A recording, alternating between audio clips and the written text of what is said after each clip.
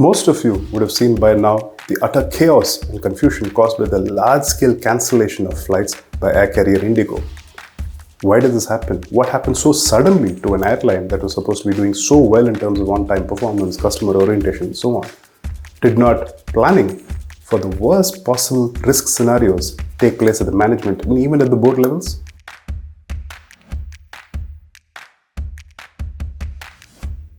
Hello and welcome back to Business Matters at the Hindu with me, K. Bharat Kumar. A few days before all hell broke loose on the aviation front in India, I flew IndiGo domestically between two cities in India. Our flight was delayed by about 2 hours, which is better than the 4-hour and 5-hour delays that some others had seen across the country a few days prior.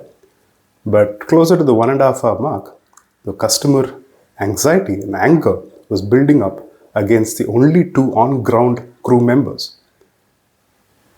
A few of us passengers actually felt sorry for those two very young people who were as clueless as the passengers as to whether, and if so when, the flight would take off. Finally, something fell into place, the aircraft became available, the pilots were available, and we were soon in the air. What happened so suddenly to an airline that is commanding 65% market share in India, and that airline had to cancel close to about 2,000 flights last week?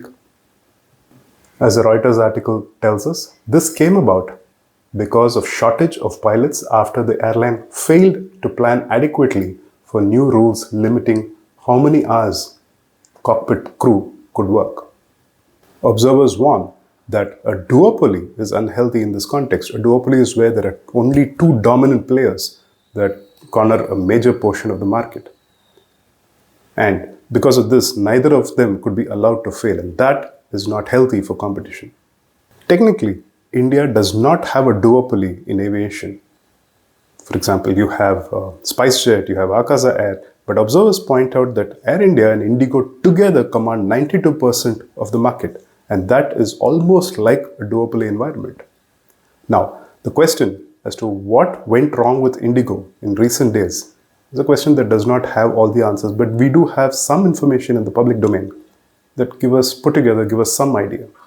A PTI report cites the Federation of Indian Pilots, or the FIP, as alleging that IndiGo, despite getting a 2-year preparatory window before the full implementation of new flight duty and rest period norms for cockpit crew, inexplicably adopted a hiring freeze.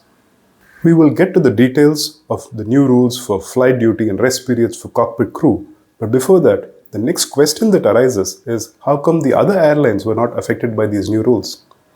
The FIP says all other airlines have provisioned pilots adequately and remain largely unaffected due to timely planning and preparation.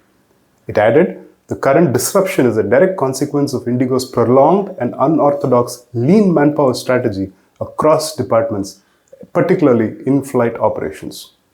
Here's a bit about the new rules. A little bit of history will also help us understand the chronological flow of events. Among the several changes mandated, a key rule is to do with the rest required for cockpit crew, as mandated by the DGCA, or the Director General of Civil Aviation.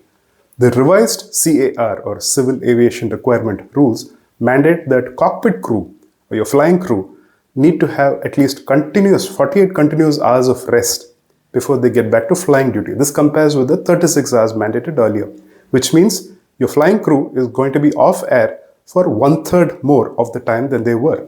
So logically, any aviation company would need 1/3 more flying crew to make sure that it keeps to its flying schedules. Watch the full video at the Hindu Originals.